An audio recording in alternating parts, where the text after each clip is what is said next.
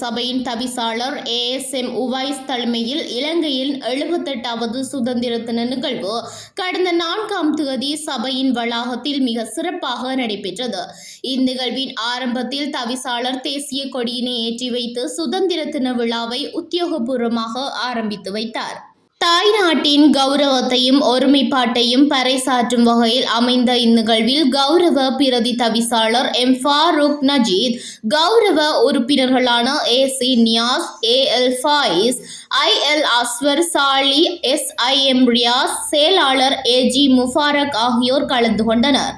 மேலும் பிரதேச சபையின் உத்தியோகத்தர்கள் மற்றும் ஊழியர்கள் என பலரும் ஒன்றிணைந்து இந்நாளை சிறப்பித்தனர். தேசத்தின் சுதந்திரத்திற்காக பாடுபட்டவர்களை நினைவு கூர்ந்து ஒற்றுமையுடன் முன்னேறுவதற்கான உறுதிமொழிகளுடன் நிறைவுற்றது.